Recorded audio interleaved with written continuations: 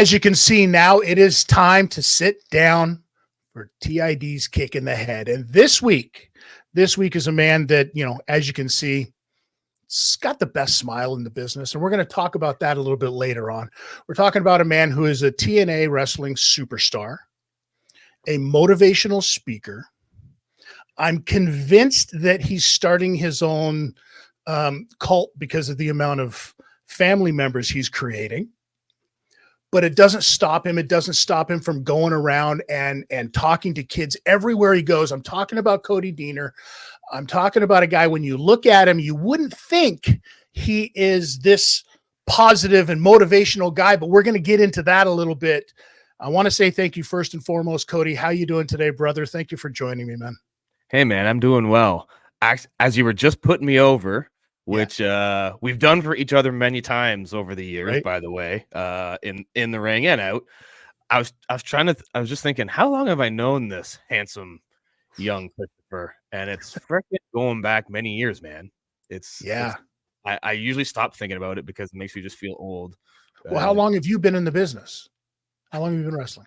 24th year. This is. So there you go. And I mean, and anybody who knows our relationship and the stories that we've told back and forth, we've done other shows together. You tell the story about seeing me wrestle. You really have a good way of making me feel old as dirt by telling me the story about seeing me from the other side of the railing. That's right, man. Yeah. My first introduction to independent wrestling, which, I mean, some people have no idea about it, right? You just have the WWE or you just have WCW or whatever it is that's in your area. For me growing up, it was always WWF that was on TV. So I didn't even discover independent wrestling until I was a teenager. And I went to some HWF shows back in the day in the London, Ontario area, Hardcore Wrestling Federation. And this is like at the height of ECW, right? So I'm an ECW mark. So anything that's even remotely hardcore is the coolest thing ever. So Notorious T.I.D was number one, man. I mean, the best. He was my favorite. So yeah, man, life is surreal sometimes. You don't realize, when you meet people or see people, kind of where life was going to head. But I'm happy that it led me here to talk with my buddy for a little bit. So I'm looking forward to this, man. It's crazy when you look back and there's just one thing that I've noticed from doing these shows, and I'm sure you can too, because you have your own podcast, Wrestling is Life is Wrestling, right? Everybody, please, quick shout out. Go check it out. It's great. I've checked out a couple of episodes. Fantastic. I love watching your journey, not just telling the story in life. I do something similar with just by myself over on my TikTok channel at T.I.D TALK. Please go check it out and subscribe. It's me telling my life stories, an hour at a time. I love watching people go through that journey because it makes me feel good about what I'm doing, right? Because it's very easy to second guess yourself. Right. It's even more easy to second guess yourself when you're talking to yourself.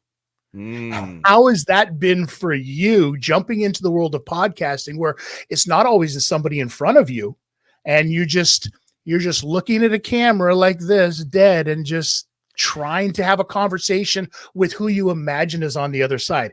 Has it been weird for you? Because everybody knows Cody Deaner knows how to talk on a microphone. He's a promo god. Well, that's such a good question, man. And it's something that I was very conscious of when I started, but I also believe that not only do I believe that everything happens for a reason, but as I look back on my life, I realize everything that I've done in the entertainment world has led me to where I am. So jumping into this podcasting world where I've got to learn technology, like the technology we're learning right now to even record this, speaking into a green light on the computer. I had 2 years of experience doing that as a motivational speaker that was forced to do virtual presentations.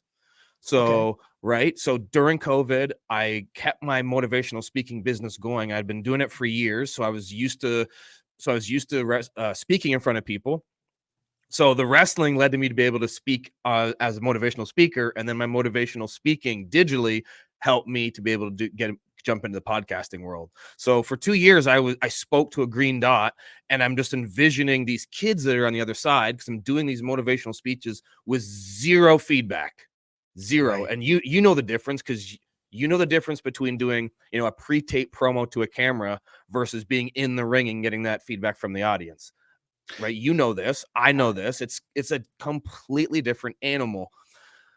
But I was not uncomfortable at all talking to the green dot or to the lens on the camera, because it's something that I have done both in pre-tape experience as a professional wrestler, and then for 2 years, you know, keeping that energy up, just imagining who's on the other side. I realized when I started to do it, I'm like, oh, this is nothing. I've been doing this for the last couple of years, doing my motivational speeches virtually. So yeah, it wasn't that hard of a transition for me, because really the stuff that I had done, I prepared before it. I think the only difference is the energy level. Yes. Because you're not going to go out there and be like, if you've got a problem with him, you've got a problem with me. You're not going to cut the promo like you would to a camera and call for the match and do the whole thing, because some kid in the front's going to be like, who is the psychopath and why is he yelling at me right now? Right? Yes, I know. So when I started speaking, a lot of people asked me, like, how do you do that? Because I speak for an hour when I go into a school. I'm like, what do you mean, how do I do that? They're like, well, with your voice and your character and stuff. I go, wait, hold on. Like, what do you think it is that I do? And they were like, they thought I would show up at a school in a singlet and like cut a Cody Deaner promo for 60 minutes. I'm like, dude, that's hard enough doing it for 2 minutes in a pre-tape or a couple minutes in the ring. Like, there's no way in hell I'm going to do that for 60 minutes. For one, it's impossible, the energy level. And then two, it's also, it's not being authentic. You know, with wrestling, there's this expectation of, well, this is the carnival, so show me a character. So there's an expectation level. But then when you go into a school, they're not expecting or wanting, or it's not gonna get over. You know, by minute 10 of me yelling in a Cody Deaner voice at a bunch of kids, it's not gonna go well. So I mean, that again, it's a whole other art form. I just appreciate creative art forms of all types. So yeah, man, you sitting down telling your life story to a camera, that's an art form that intrigues me, and I give you all the props in the world to be able to do that, because a lot of guys, when they need a tag team partner for something like that. So I get it. Sitting, all my intros and outros of my podcast is just me. I'll talk, and I'll maybe talk about something and do it. And the interesting thing, and maybe this is the way it is for you too, I'm like, okay, I'm going to make this one quick. I don't want this intro to be too long. And then I'll be talking, and I'll look at my timer in the corner and go, oh my God, I've been talking for 10 minutes. Right. Yeah. So like, I have no problem. I got the gift of gab. I know you do too. So man, it's something that I've been really preparing for and training for without realizing it for years. It's one of those things that like you almost have to make it a conscious decision to make sure. And then before you know it, you're like, oh, like, what have we talked about so far here? And we're, 10 minutes into this thing already. We're talking about a process of talking for too long. And in the process, we've done that. So it's crazy. It's crazy. Yeah. Thank you once again, those of you that cannot read. I'm talking to Cody Deaner. If you're listening to us on all of your podcast providers, Spotify, Apple iTunes, Podbean, iHeartRadio, all of those ones, even the ones that I forget. Thank you for joining us. Cody, I want to go back to the very beginning, because I read something about you when you were a child, putting on garbage bags so that you could rip them off to play wrestler. Yeah, man. Oh, who sat you down? Who sat you down in front of the TV to make you fall in love with wrestling? I know who it was for me. I sat in my grandparents' living room, right, on Saturdays, and they would put the TV on, and there it was. Who's the person responsible for sending you down this path? It was my mother. I got the best mom in the world, and she saw my face light up the first time wrestling came on TV. You and I were both, we're talking about age a lot, but you and I are both old enough. The old school TV with the antenna, with the thing that you would like have to turn that by the TV, and you'd hear the antenna on the roof going So like, I could get my antenna to turn and find the signal across Lake Erie and pick up WWF television. So that was what my mom did. She put it in front of me and just saw the whatever it was in my face. I'm assuming she just realized, okay, that's making my kid happy. I'm going to keep doing that. So whenever I asked Mom, can I watch wrestling? The answer was always yes. And then eventually, through the magic of, VHS tapes that I could go rent and wear those things out and then record them myself. My dad was really good at that. He could pirate any VHS and turn it into a home recording. So I had like all these sweet like VHS secondhand recordings. And then my mom would be like, what do you want to do now? I'm like, I want to watch Hulk Hogan. So we'd put it in, I'd watch it, 2 hours later. Well, what do you want to do now? I want to watch Hulk Hogan. Hit rewind, watch it over. So my mom was the one that let me watch wrestling for like 6 hours a day. And then my mom was also the one that gave me a grocery bag to play with, which that doesn't seem like it corresponds with being a good mother. Right? Because it literally says on the grocery bag, do not give to children to play with toy. But my mom, she knew what I was using it for. So she'd cut a hole in the bottom, cut a hole on one side, cut a hole on the other side. And if I was lucky, it'd be a no frills yellow grocery bag that matched the Hulksters. So then I'd put that on and I'd walk into my living room and rip it off as my Hulk Hogan shirt. And then for hours on end, emulate everything I'd just been watching on TV for the last number of hours. So that I spent the majority of my childhood doing just that. Was it always Hogan and nobody else? It was always Hogan. I shouldn't say he was always. He was my number one. Like, he's the one that drew me in, right? We all have a guy or a match or a moment that's like, for most of us anyways, we remember that. And for me, it was Hogan. And then I was also drawn to some of the high flyers. I was very much drawn to Jimmy Superfly, Jimmy Snuka. I was also very much drawn to Ricky the Dragon Steamboat. And then the first heel that drew me in, that like terrified me, but also drew me in, and then later he became my guy, was Jake the Snake Roberts. Right. Really, But he draws you in a very different way. It wasn't, he was almost the opposite of Hulk Hogan, where he was just like over the top mannerisms, yelling and flexing. Jake would just talk very slow. He had these piercing blue eyes, and you're like, oh my God, you don't even, as a kid, I'm only analyzing this now as a performer myself, looking back and realizing what drew me to him. But that was the terror and like different type of charisma. Like it was the psychological part.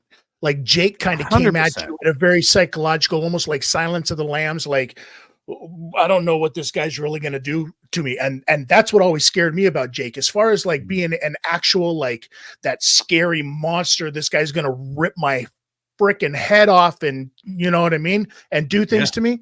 It was Nikita Koloff. Nikita Koloff was the guy, because growing up in the States, I grew up on a lot of like the NWA and those Saturday night TBS studio shows that they would do. You know what I mean? It was those that I would watch for hours. And Nikita Koloff was just this dude before he turned baby and teamed up with Dusty, but beating on Dusty the whole time there in Magnum. And that, it was, you would watch him and it's like, this is the epitome of what an angry, monstrous heel should be.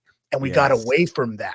You know what I mean? For the longest time, right? The business got away from that. It's starting to get back into it, I think, though, because you have guys like, a Karrion Kross, for example, who's doing fantastic with that kind of, he's being able to take both worlds, right? Yourself included, because you had a switch. You had a switch. You were like the, pour some sugar on me, baby face, come out kind of guy. By the way, the question is, how much sugar does one have to pour on you to get you going? It only takes a sprinkle, man. It just takes a little sprinkle. Like that Dwayne Johnson tooth fairy, just a little just a little sprinkle. You don't need a whole, you don't actually need a pour. I mean, you can do the movement of pouring, but it really only needs to be a sprinkle. But you didn't want to pay for the fees to change the song to sprinkle some sugar on me. You know me, I'm the cheapest man in wrestling. I'm not paying for anything. Well, okay, that's not true. That's not true. You're not. And I'm going to Okay. say this because All right. this is another thing that is always I've loved this about you. For the longest time, I was always that guy who had 5 shirts, Mm, 5 different 8x10s, a bunch, like a section of the table uh-huh. was merchandise. You've taken it one step further. How important is it, the merchandising aspect? Because not enough people follow your lead, right? Mm. When you've got an entire table, like basically run for your spot like a kid getting loose on recess. But how important is that end of the business, and where did you learn it from? Well, I I don't even know where I learned it from, man. I just started to see there wasn't a moment like I talked about earlier, moment where you're like, oh, you remember watching Hulk Hogan for the first time. There wasn't like, oh my God, I was watching somebody start to make money, but I do remember listening to a Colt Cabana podcast one time. This is many years ago, and he was talking about how long he had been making a living as an independent wrestler. And up until that point, I had never even considered making a living as an independent wrestler. And he talked about how he broke it down. This is how much I need per month. So I need to make this much per week. And this is how much I can make per appearance. But if I add the merch on the top of that, and he kind of had this all mathematically mapped out. And I'm not like that. I'm not a type A personality. So I never did that from the beginning of my career as a wrestler. I just wanted to wrestle. So Right. I was just like, I would just show up and wrestle because I loved it. And then I'd go home and it's like whatever I got in my envelope was what I got. And it would go towards whatever vehicle of the guys I was in there with. And it was on to the next. And I was always just really tunnel vision into, well, this isn't where I'm going to make money. I'm going to make money in the WWE. I want to get to the Fed. I want to get to New York. So that's the goal. And then a number of years ago, listening to guys like Colt Cabana and other guys that were really starting to make a living as independent wrestlers, it really switched my thinking to be like, wait a minute, you don't have to be in the WWE or on television to make a living in wrestling. You just need to hustle. Right. And right. So I had I had some hustle at the time. I'd put all this energy in and hours into the gym, into the miles on the road, and I'm gonna have all these miles on the road to get to where I'm going anyways. I need to work a shift when I get to where I'm going. Is basically what I did. I decided, okay, this is now a shift for me. Let's treat this like a job. So the beginning of the shift is going out to the table and then selling. And then you go to the next part of your shift where you go to the back and you get ready for your match. And then the next shift is you go out for intermission. And then the next shift is going and either getting ready for your match if it's later, or decompressing and doing whatever else you got to do. And then after the show, you go back up for the shift at the table. And it became like, no, this is, if I treat it like a job, then that's how it should be treated, because this is what I want it to be. So I'm going to start treating it like that. And I'm going to start tracking. I'm going to start tracking what I'm actually making. And then it would just became a competition with myself, was like, how much money can I make doing this? Even though I'm not on television, with all this TV exposure, how much can I make without that exposure? Just as an independent contractor who's hustling. And then I started having a lot of fun. And then it became one item to 2 to 3 to 10. It's like, I'm going to out hustle that guy. I'm a competition with myself, with everybody else. And like, let's treat this like a business. So that's my long-winded answer to your question, but it's really just viewing this business the way it's supposed to be viewed, which is as a business. Have you ever showed up at a show and there's been somebody that out merchandised you? You were like, why is this dude got, or this female or anybody, why does this performer have 2 tables? No, but this is something else that I decided to do too. I've been at the shows where the guys have a lot of their own stuff, but then they've also got their own like flea market of Yeah, I don't buy it. I don't buy into that. Yeah, they got their own WWF action figure flea market table, and that's cheating. And also Right. something that I'm never gonna. I decided not to do. I had like an action figure, something that I had like that I said, oh, I'm gonna put this on the table because I want to get rid of it. And I sold like a WWF action figure. This was years and years ago. It was the first thing that left my table, and I remember the feeling I had was like, this feels crappy. Like Right. it's not me, and I'm not selling me, and like, nah, I don't want to start playing that game. So then I'm like, nope. If it's not mine, it's You're not. not having a yard sale. Yes, I'm like, You're if not I'm having a yard sale. no. So yeah. So Yeah. I I stopped get doing it. that. And So there's plenty of companies that do that. Let them do sure, that. But I'm talking yeah, like the merchandise that you sell has to be you, has to be representative of you. It has to be something that people are buying because yeah, they want to be associated with you. They buy an Iron Sheik doll off of you. You know what they go home and look at? An Iron Sheik doll. exactly. That's it.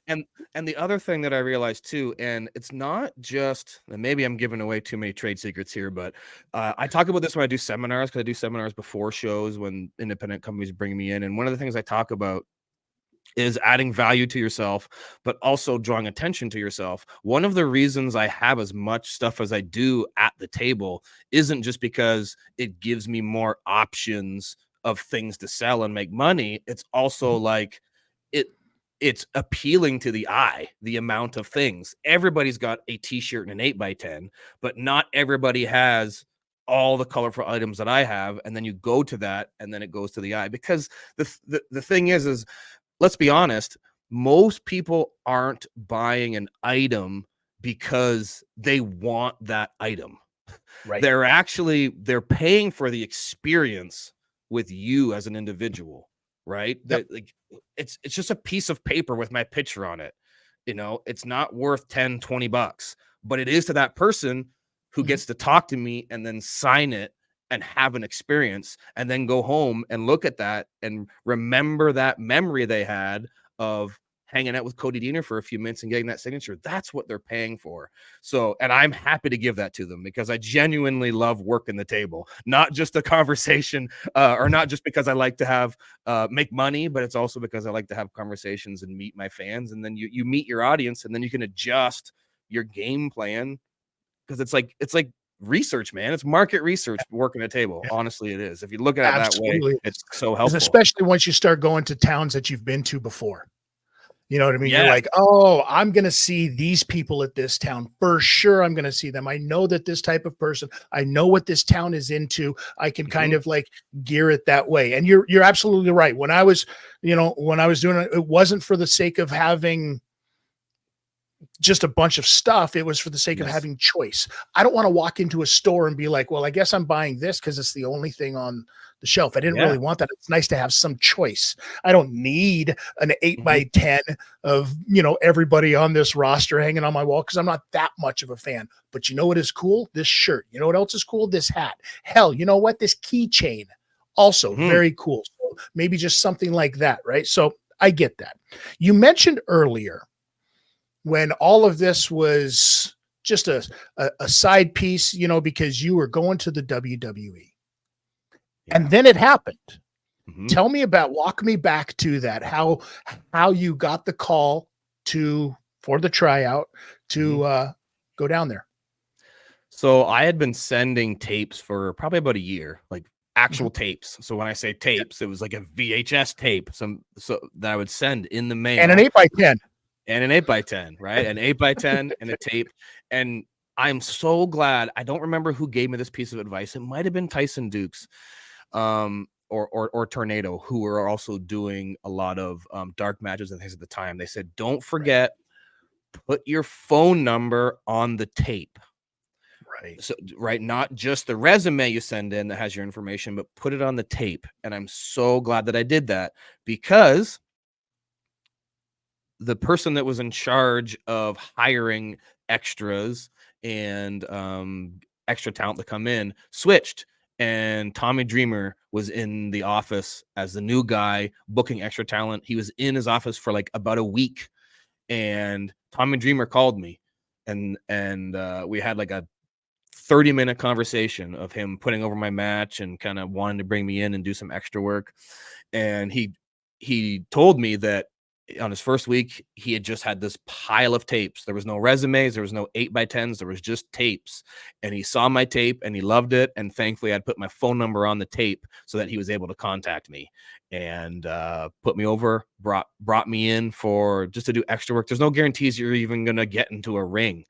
But my first loop, I got to have a dark match on Raw, and then that went so well that the next day they asked me to do the spot with Kurt Angle on SmackDown. So it was kind of just this whirlwind few days that honestly I couldn't even process it until I got home for a few days and was like, oh my God, did I just do that? I was 4 years in. I was 4 years into the business at the time, and like, what a freaking awesome experience it was, man.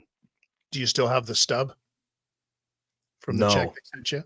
No. Oh, no, I don't. No. I got paid in cash. They didn't pay checks. I got paid cash money, bro. And fun little side note. I think I've maybe told this story before, but like my thing with Kurt Angle went so well the second day that as soon as I come back through the locker room, or back through the curtain, and I'm about to go back to the locker room, I just hear Cody in this like deep voice, and I turn around and it's Vince McMahon, who was sitting in Gorilla, and he stands up, comes around the table, and starts doing his Vince McMahon power walk towards me. I'm like, oh my God, oh shit, what did I do wrong? What did I mess up? Like, and he just sticks out his hand and says, thank you. He goes, that was awesome. You did a hell of a job. Follow Johnny. And I shake his hand, and it was Johnny Ace, John Laurinaitis, and he follows me to the Money Man, and they open up their briefcase, and he hands me an extra $500. So I got paid in cash, not just for the day, but then I got paid in extra cash because Vince McMahon told me I did a good job. So that was, again, something that going home and processing that moment, it took a few days for it to sink in that was real. Where was your hometown hero-ness from? Do you remember what city? I was from Rochester, New York. That night I was. And how come they don't do more of the hometown hero stuff anymore? I don't know, man. I don't know if it's because of social media and like people know or something, but like it almost backfired on me because I said that on the mic. And I had just started to do a lot of indies in the New York State area. I was wrestling for an awesome company who's still around today, Empire State Wrestling, ESW. And I had worked there a lot. And there was a lot of ESW fans in the crowd. So that when Kurt Angle said, where are you from, kid? And I said, Rochester, New York. There's a big pop because I said the town name. But if you go back and watch it, you start to hear this rumbling and you start to hear liar, liar. And then within 20 seconds, the whole arena's chanting liar. And if you're watching on TV, you might think, oh, they're doing that to Kurt Angle because he's saying he's going to give this kid a fair shot. So it kind of like comes across on TV like, oh, Kurt Angle's a liar, but that's not why they're chanting liar. They're chanting it at me for saying I was from Rochester. And I'm just listening to Kurt in the back of my head. I'm just going, shut up. Don't ruin this for me. If this chant gets too loud, they're going to cut it from the show. But no, they didn't cut it from the show. It made the show. And it was a pretty awesome experience. Smart marks trying to get at you, huh? Yeah, and I'm sure the other people in the audience are like, we don't know why we're saying this. We're just saying it because everybody else is. Exactly, right? But it worked. That smart mark chant started from, the few hundred ESW marks to, 20,000 people or whatever filling that arena. It was wild. And you've watched it change. Let's talk about this for a second, because the quote, and I'm throwing them up there, the smart mark of the business has changed, right? Yes. I can remember when it was like, listen, and we're all marks for the business, even the workers. That's how we got into it. You just got done telling a story about how your mother gave you garbage bags and you used to rip them because you thought you were Hulk Hogan. You know what I mean? Before you were able to out of school. We're all marks for the business. That's why we got into it. But there's a difference between being a mark for the business and being an overly excitable fanboy for the business. That's a different thing. But the smart mark, that when that came along with the internet, that changed a lot of things. Everybody kind of like thought they had an inside view because of a rumor somebody might have said or whatever the case may be. But we're in, and they would go at you at shows. They would they would try stuff like that. It's changed now where like the smart mark is almost sometimes on your side, because they're like, oh, I know, and he's just putting on a show. We're going to back him up. You know what I mean? Yeah. Yeah. The evolution of the business itself has changed a lot, but hasn't, because there's still the one thing, and I want to get your opinion on this. There's still the one thing that happens. The internet is so mean when it comes to professional wrestlers, period. Always has been, right? The internet, what they say to you at a show is completely different, but the internet itself, why do you think wrestling itself puts up with it? Does it need that negativity in it?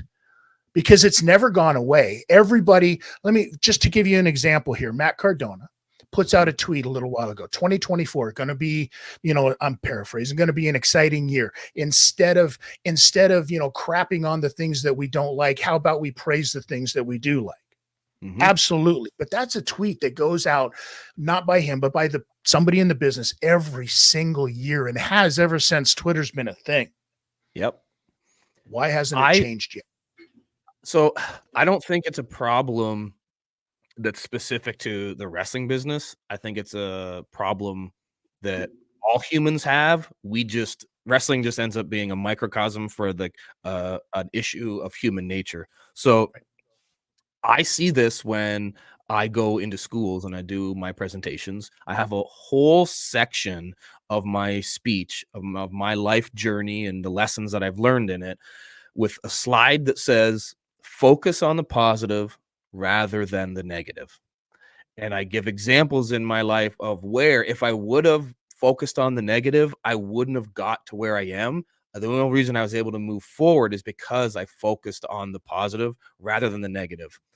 This isn't an easy thing to do because by nature, we want to focus on negative things because it's easy to contribute to negativity because you could keep it on, right? It's actually harder to focus on the positive. And we see this on any social media post. If I make a post, and if I make a post, shouldn't even say because I don't do this. I don't post negative things. But if I see a post that somebody has posted about something that in their feed and that's negative, and you look at all the comments and the interaction with it, it's huge. And nothing else this person posts is about their day-to-day boring or positive life gets any interaction, but the negative thing does.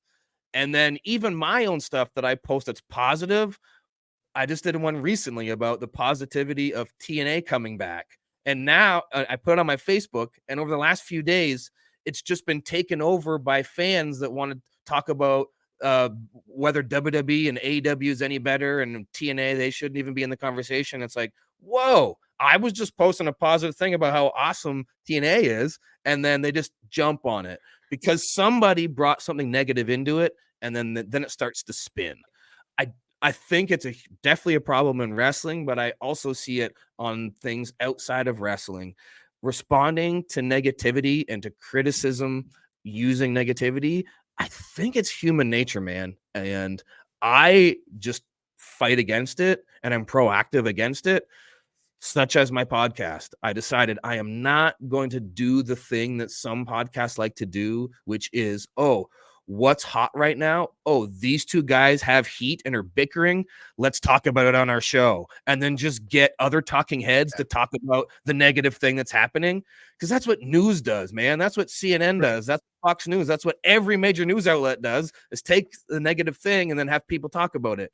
So I get why people are doing that in wrestling news, but I'm not going to play that game. I'm going to go, hey, let's do what me and you are doing right now. Let's talk about each other's journeys and the positive stuff around it and move things forward in a positive way.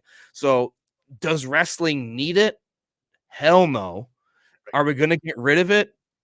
Hell no. All we can do is just try to be a good example and be positive ourselves. That's the only thing that I know how to do, and the only thing I know I'm going to continue to do. Yeah, I tell people all the time, like throughout all of this, is like, I'm not a journalist. Yeah. I don't claim to be a journalist. I don't want to be a journalist. When I started doing this show back in 96, 97, we started all of that. We weren't journalists then either. It's all been done for entertainment. This entire show of the Law, Live Audio Wrestling, has always been an entertainment show. There was already a Dave Meltzer out there in the world back then who's a journalist. There's already the Fightful.com, shout out to Jimmy Van, right, out there already, who does this. There's already the Wade Kellers, the Brian Alvarez's. There's already journalists.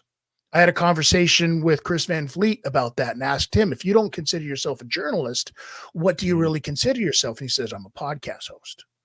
I'm an entertainment news guy. I'm you know what I mean? All of these other things. I'm not a journalist because I don't want to get locked up and tied into those conversations.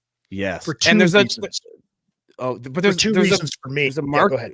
There's a market for that, right? Like, we're not bashing 100%. guys that do that. You're just like making the point, like the same. Well, I like to say, it's like there's already someone that does that, and that's all the power to them if that's what they want to do. But that's not what I want to do. So sorry, you cut you off. There's two reasons. What are they? I'm interested to hear. Two reasons. The number one reason is because I don't want to get tied down into that mire. The second reason, the most important reason, is because we're in the business. Chances are the story they're talking about, we already know. And we haven't said anything about it already because the business is a very small, tight-knit family in a very small circle, and news travels. So you know who's out there being stooges and who's not keeping their mouths shut. Exactly. Right? 100%. Yes. And you don't, like, I always learned, and I'm so grateful that I learned this lesson early on, you know, that when you first start in the business, you know, keep your mouth shut and your ears open. So that's a true in the locker room, but take that outside now. And that's a hard thing for a lot of young wrestlers to do because they decide to hop on their Twitter machine and say that, be a stooge, or even just go out and say this negative thing, and they get all this feedback and this attention. And like, oh man, if I say stuff like that, I'm gonna get attention. And okay, you might be getting attention, but guess what else you're probably also getting? Heat. And not the good kind. Not the good kind. You're getting heat with the locker room, and it's not the good kind of heat. There's good heat and bad heat. You and I know the difference, and I'm not in the business of trying to get the bad kind. Nope. It's fun to watch from the wall. That's right. Yes, exactly. It comes down to this. It comes down to who you take advice from. And I know that you've talked about this before on your show, Wrestling is Life, Life is Wrestling. When you were younger in the business, who were the guys that you took advice from when you first started out? Because know as well as I do, there's good advice and there's bad advice. You have to be very, very conscious of who you take advice from. Yep. Right. Yep. Well, I was very lucky that I had a number of guys that I hopped into a car with. And when I look back on it, I never had like a mentor that was like, okay, this is the one person whose tree I'm going to sit under, and I'm just going to take everything they say and apply it.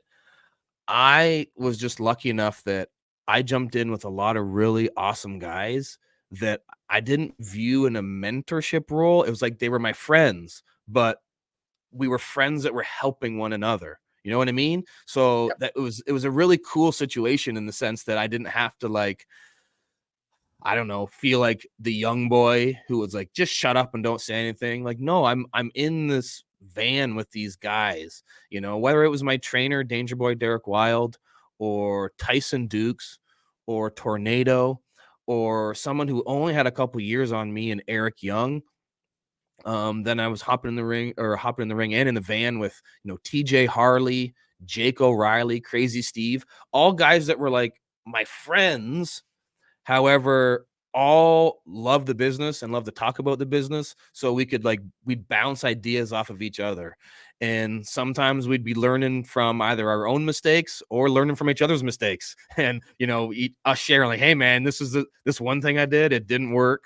Or this one thing I did got me a lot of heat. It's like, okay, yeah, I'll stay away from that, So really, we're learning from each other in a lot of ways, but for sure, the initial, like, just the concept of like, shut your mouth, do your job, work harder than everybody else, and be a professional. From my trainer was Danger Boy Derek Wild, taught me like, put in the work, outwork everybody in whatever way you can.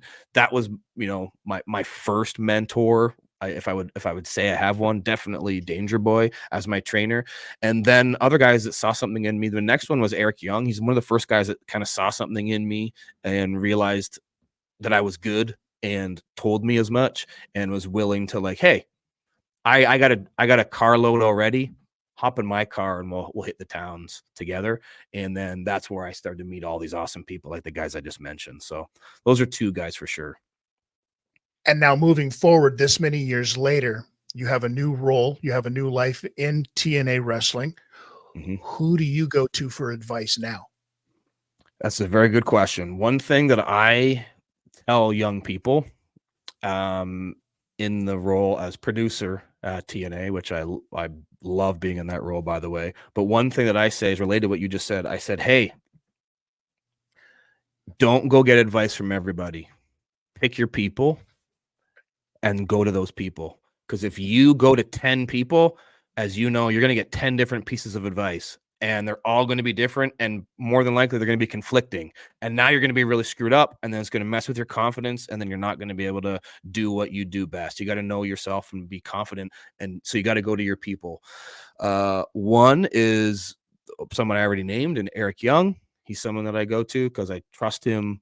Not just because he's my friend, but I also trust him because he's not going to bullshit me and tell me what I want to hear. I don't want to go to people that are just going to tell me what I want to hear. If I suck at something, I want someone who's going to tell me what sucked.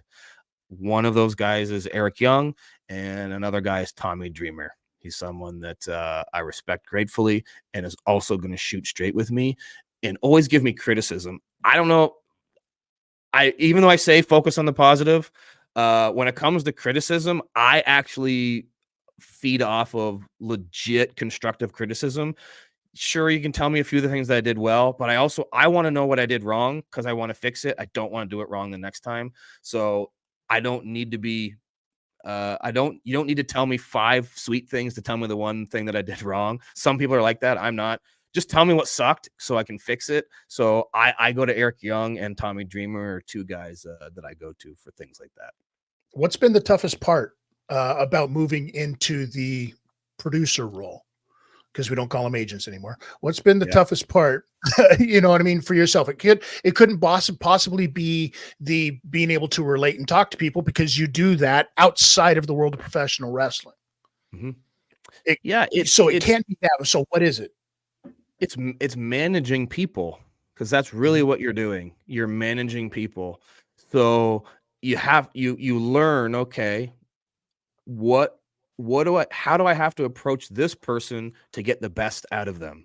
Because everyone's different. If you're set in your ways and go, this is the way I talk to people, well, you're screwed because everybody's different. So if you need to get someone to up their game and you want to help someone get to the next level, you can't just talk to them the way you talk to them. You have to find out how do they respond to criticism, to guidance. You got to learn the people. So it's really a position of managing humans. And you and I both know professional wrestlers are some of the most sensitive, vain, yet egotistical people all in one. Like every single wrestler has a giant ego, but you also can shatter that ego with one bad word. We're all we're a very unique set of people. So luckily I've had enough experience in my life to learn about how most wrestlers think, and then working with a lot of people both as a speaker and other things that I've done in my life, it's learning how to manage people.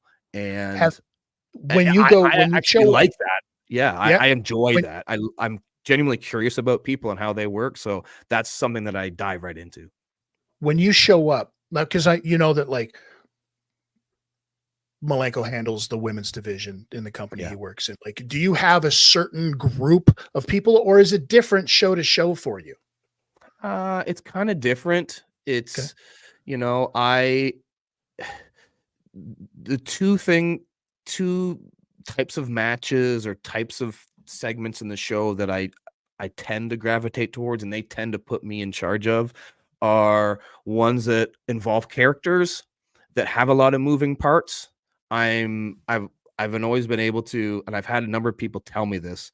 I remember one person in particular, Big Cass, when he came into Impact, and he was involved in a match with me, and we were going over the match, and he looks at me and goes, dude, how do you do this? I go, what do you mean? He goes, you know what everyone in the match is doing. You don't just know what you're doing. You know what all 8 guys are doing. I'm like, well, yeah, I it's my job to know that. And I wasn't aging at the time. He was, have you ever thought about being an agent? I'm like, yeah, I have. And shortly after that, I started agenting. But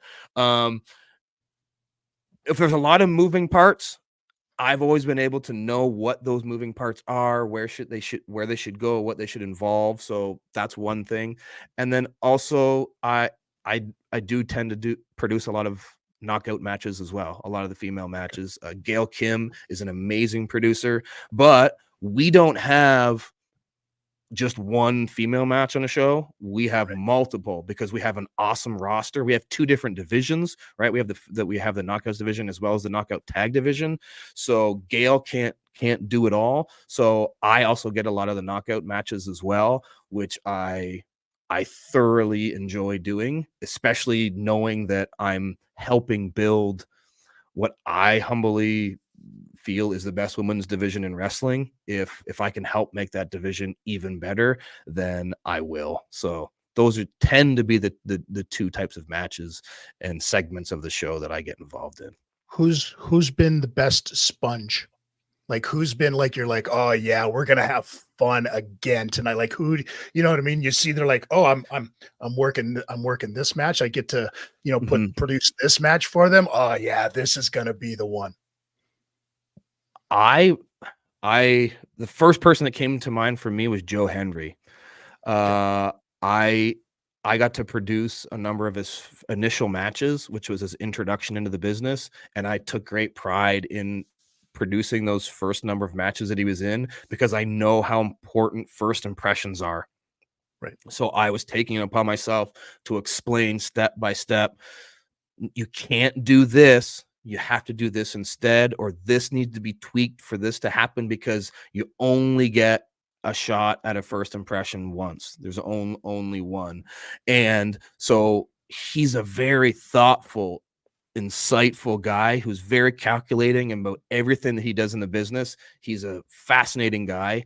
And me and him have talked on my show. Another plug for Wrestling is Life is Wrestling. I've had him on my show, but I've also been on his show and just talked backstage. Whenever we talk, it's about the business and these aspects of all the things you can learn within it. So he's a sponge, man. He takes everything that I say like to heart and then also applies it right away. That's the really cool thing as a producer when you actually give someone advice and then they apply it.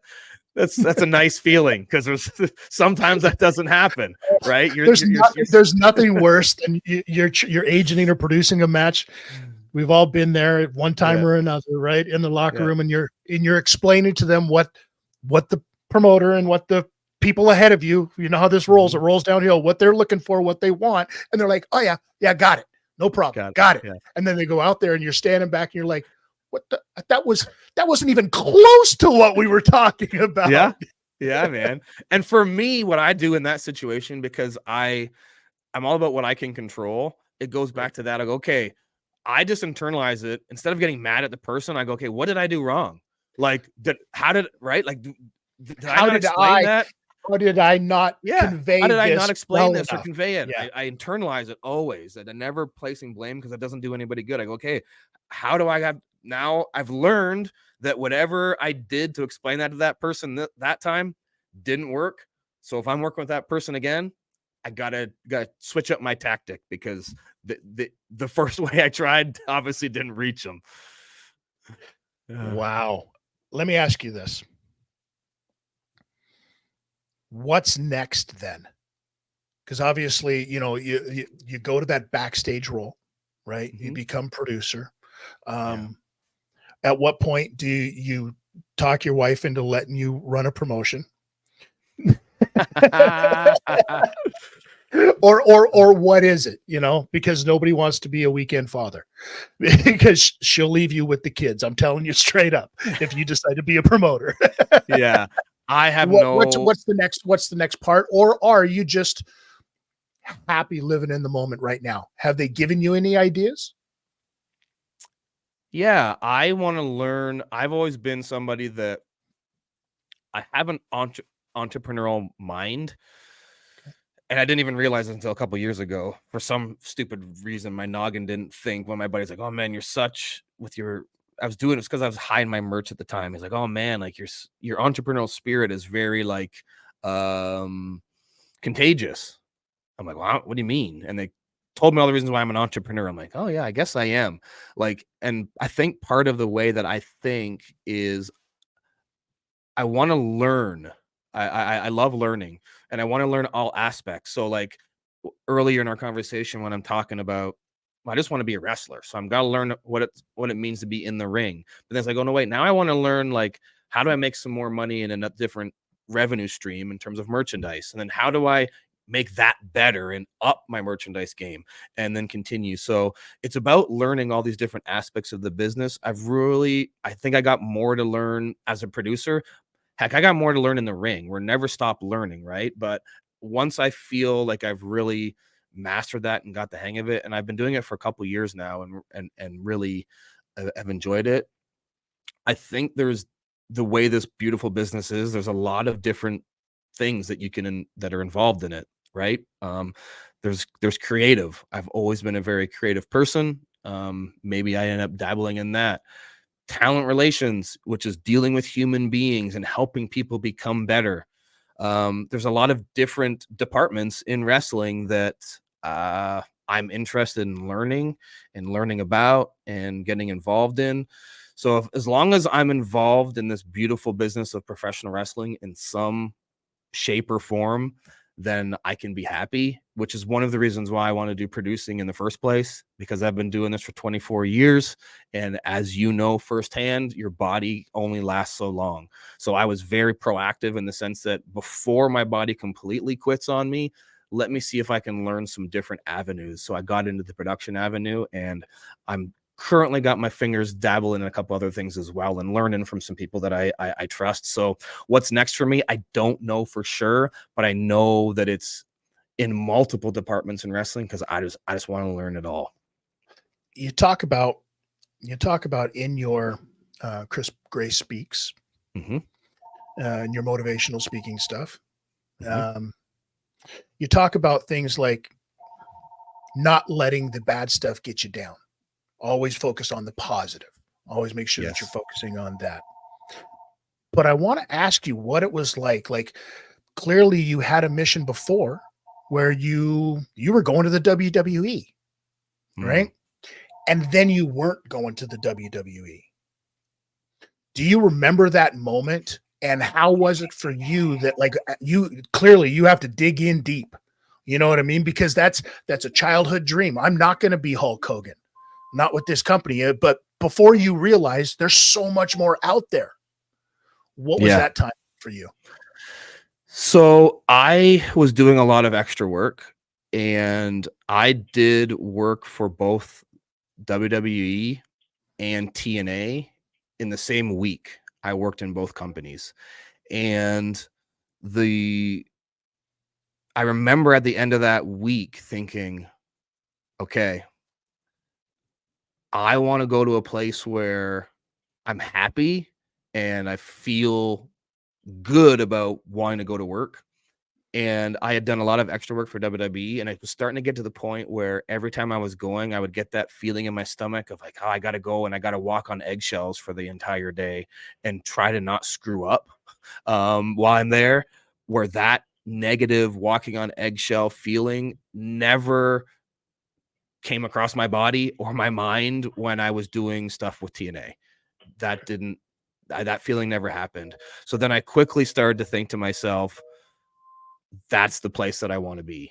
I want to go to a place where I have freedom and I look forward to going to work. So then that tunnel vision of wanting to wrestle for the WWE, all of a sudden that tunnel just like crumbled. And I wasn't just one track mind. It became, okay, I want to work for TNA. And then that it happened. And that goal happened for me. And then the goal became, I just want to make a living doing what I love. And over time, I've fallen in love with multiple things. So I fell in love with being a speaker. So I'm like, okay, I want to if I can make a living speaking to people, and changing people's lives in a positive way, that's awesome. If I can make a living as a wrestler, amazing. If I can make a living and make some money interviewing my friends and putting it up on the internet and calling it a podcast, amazing. So let's just make some money doing something that I want to be doing anyways. Then it doesn't feel like work. So that's really been the goal is I've worked a lot at trying not to work a day in my life is Like when you basically were what it is. like, not at all like when you were a teacher. Not at all like that, actually. Yes. Because that was a hustle. Right.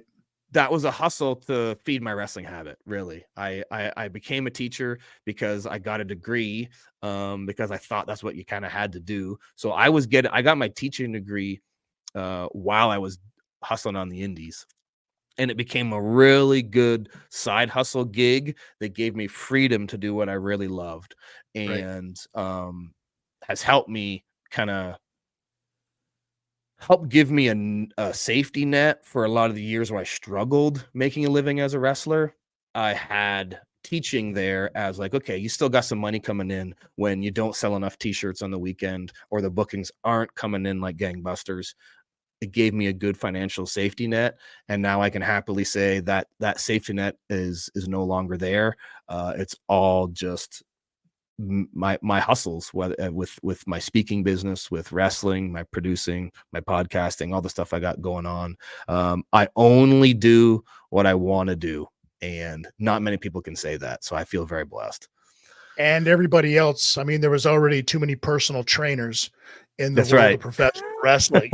That's Remember, right. Too that was many. everybody's side gig. So what do you That's do? I'm a right. personal trainer so that I can. What do you do? I work at a bar. Yep. Okay, Yep. right. And So there's a lot of teachers too, is actually a lot of people yeah, don't realize yeah, there's a lot of absolutely, teachers, but absolutely, right. 'Cause, you know, done right, it absolutely affords you that freedom to do so. and like I said earlier, I believe that everything in my life happens for a reason, and I also Yeah, believe that the things that I've done have been a training ground for other things that I want to do. So helping manage people to get the most out of them, I learned a hell of a lot sitting down with. I actually taught adults when I was in teaching, so I taught dropouts that this was their last chance at getting their degree.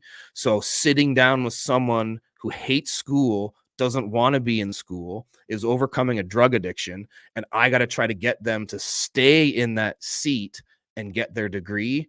You gotta learn how to reach people in a very special way. So I got a lot of experience doing that, so helping manage people. And then I also had to do a song and dance every day when I was teaching adults. Like, how do I got to keep these people in the room? The classes I taught were 6 hours a day.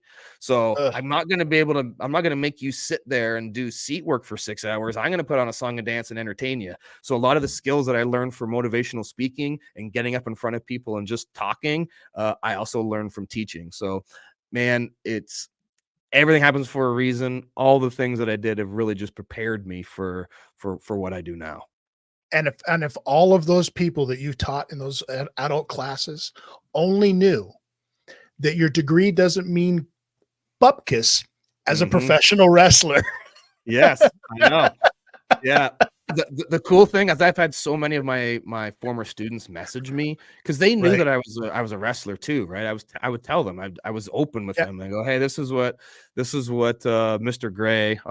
I wouldn't call myself Mr. Gray. I was just Chris to them. Yeah. I was like, this is what Chris does on the weekends. And a lot of them would come to my shows if I was in the area. And like, then it was actually really inspiring to them when they saw, because they knew this is what I want to really be doing with my life. And then now that I'm doing that, I get messages all the time from my former students, like, you know, man, I'm so happy that you're doing what you're doing. And it's inspiring to me to make me want to push forward. And all the lessons you were trying to teach me in class, I've hung on to those. And now I'm doing this, and I have a kid, and my kid, I'm teaching them this, and they love school. And oh man, if you just focus on the positive and try to put good things out there in the world, I believe it comes back to you. And in my life, it's come back to me tenfold in a lot of different ways. It absolutely does. Cody, I want to thank you so much for joining us. I've got 2 more for you here before we Sweet. wrap this whole thing up. Hell yeah, let's do it. Number 1. Okay. Tell me what the biggest misconception about TNA is right now. Ooh, the biggest misconception is about TNA. You know what? The first one that comes to mind, I'll just shoot with that. Every pay-per-view television taping that we've done in like the past year, 2 years, I've posted a picture of the either near sold out or sold out venue and put over the shows, put over the company. And for some reason, there's people that say, oh yeah, there's Impact Wrestling doing their show in front of 30 people. I don't know why there's this misconception that we don't have a dedicated fan base, or there's a small minority of people that think that, as going back to some of the negativity we're talking about in social media earlier, there is a small contingent of people that think that we don't have a loyal fan base. That could not be further from the truth. TNA fans are TNA fans. And in the last year, I think every single pay-per-view that we did, with the exception of maybe 1 or 2, was sold out in a row. We had a string of sellout of events last year that was super exciting, and the roster the felt so good about it, and they would tell us if we're sold out again. So yeah, man, I think there's a misconception that you know, I guess because of all the WWE, AEW stuff that's the drama that they go through, and Right. the dirt sheets like to pick up on. We don't have a lot of dirt. Maybe that's why. Maybe we need more dirt in TNA to help get ourselves in the headlines. I don't know, but we don't have any because everyone enjoys going to work and helping one another. So it's pretty sweet that way. But yeah, man, this misconception that we need to get a loyal fan base back, man, we have it. We have it. We have people that I meet people at every TNA show that know exactly what I have done with my career in the last 2 years, and enjoy the stories that we're telling, and they know each and every little promo that's happened, and man, they love TNA. And so to those of you TNA fans that are out there that have been following me and our company, thank you. Keep doing it. I recognize it. And even if some people don't, myself and the rest of the TNA roster, we recognize it and we appreciate it. Always finding a way to put yourself over first. Cody Deaner, you son of a... Nah, I love it. I love it. And that's fantastic. One more, and then we're going to wrap this whole thing up. Okay. Tell me something about Cody Deaner, about Christopher Gray, that nobody knows yet. Oh man, that nobody knows. Because there's always going to be things inside that your family knows, and I'm not looking for, none of that kind of stuff, right? But there's, a lot of people know that you're a drummer. A lot of wrestlers are drummers, it seems like. I think it's a rhythm thing, right? But there's always going to be something.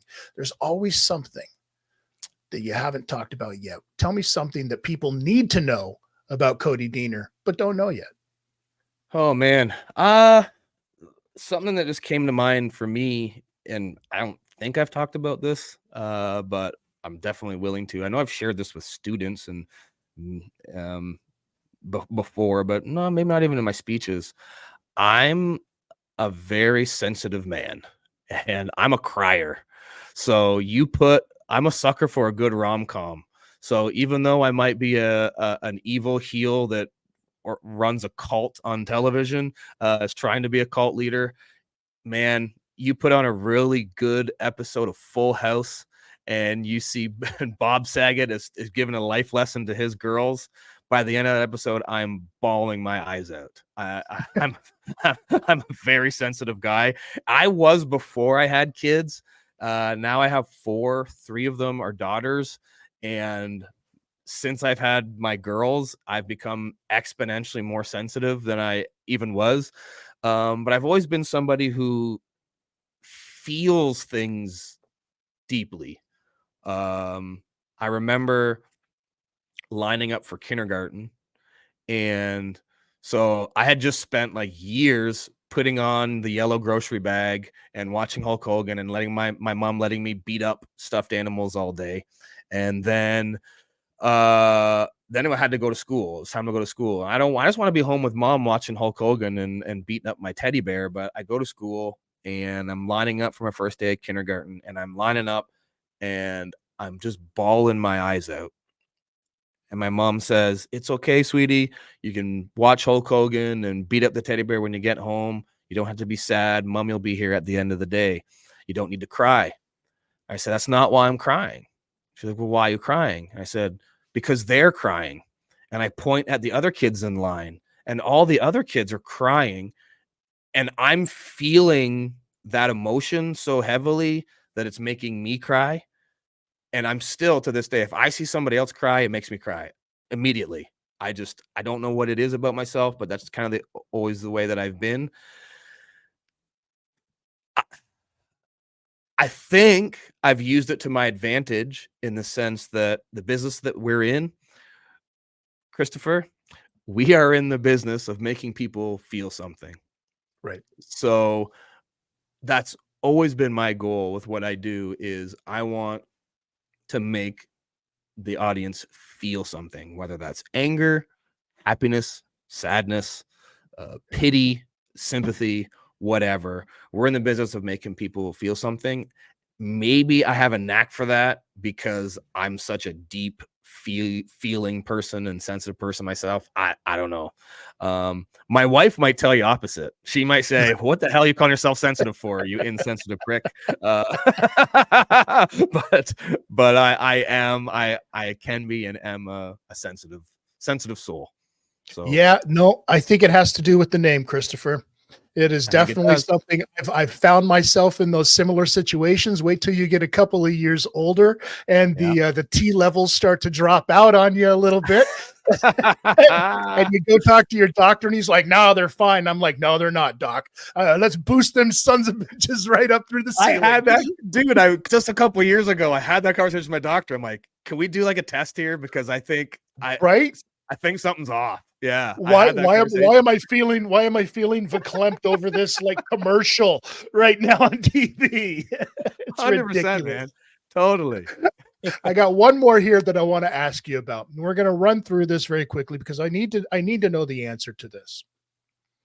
As you can see here, we have pictures of Cody Hey, Deaner.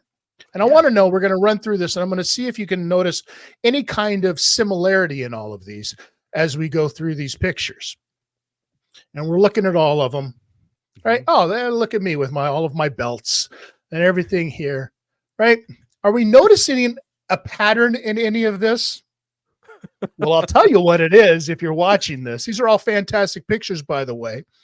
But Cody, why don't you know how to keep your mouth shut in a picture? Oh, Christopher.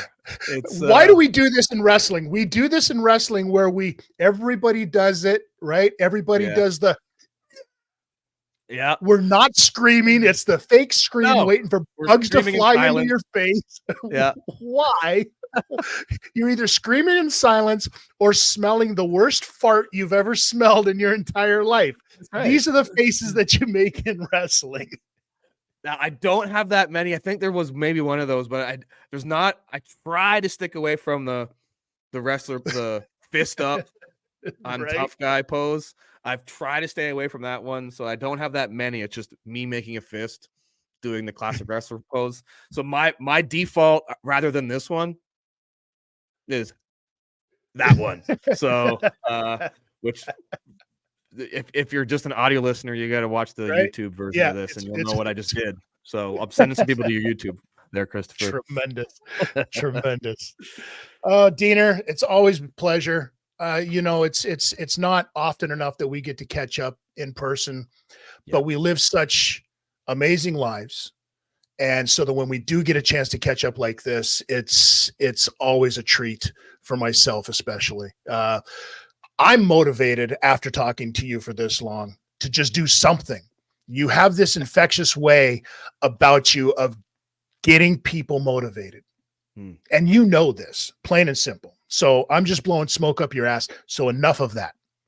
Cody Deaner, for everybody that wants to check you out, where can they see you? Where are you going to be at? And how can they get a hold of you? Well, social media is a good way of getting a hold of me. I'm just at Cody Deaner on Twitter, Facebook, Instagram. You've been kind enough to put my website at the bottom of the graphic there. If you're watching this on YouTube, just codydeaner.com. That has links to all of my socials, and I keep them updated on where I'm going to be. Also on codydeaner.com, it'll redirect you if you're interested to learn more about my speaking career. It'll send you to chrisgrayspeaks.com. There's a link right there at the Cody Deaner website. And then also kind of front and center right now on my Cody Deaner website is my podcast, Wrestling is Life is Wrestling. It's something I've been doing for half a year already, man. I'm at the 6-month mark. I've had some amazing guests. I'm really enjoying that medium and that new adventure. As I was talking earlier, this entrepreneurial spirit I have. I've talked about doing a podcast for a long time. So I'm going to be doing that, and I'm dropping stuff every single week. So just that content machine, man. And you know about this, just churning out that machine that never stops unless you put a stop to it. I'm putting the pedal to the metal and keep putting out good stuff. So people can just check out. And I'm just like you, I'm on all podcast platforms, Spotify, Apple, YouTube, Google Podcast, iHeartRadio. I'm on them all. Just type in Wrestling is Life is Wrestling, and I've got some amazing guests on there. Speaking of which, Christopher, I would love if you can return the favor to me and we can flip this script, and I could have you on the show as someone who's been in the business for as many years as you have and also been in the podcasting world. I'd love to have you on my show. We can talk shop, and I know you've got a super interesting story to tell that people can go to TID Talk and listen to the wackiness that you've had in your life. But I'd love to kind of dig deep into some of those things on my show, so you're not just talking to a screen, a little green dot. You can talk to me, and we can talk about some life lessons we've learned both in our personal lives and wrestling. If I'm putting you on the spot right now and telling you I want you as a guest, but I would love to have you on so we can do this the other way around. Yeah, not a chance. Go F yourself. No, I'm kidding. Absolutely. It would be my honor. It would be an honor to be on your show sometime. So definitely let's hook that up, because this is what it's all about.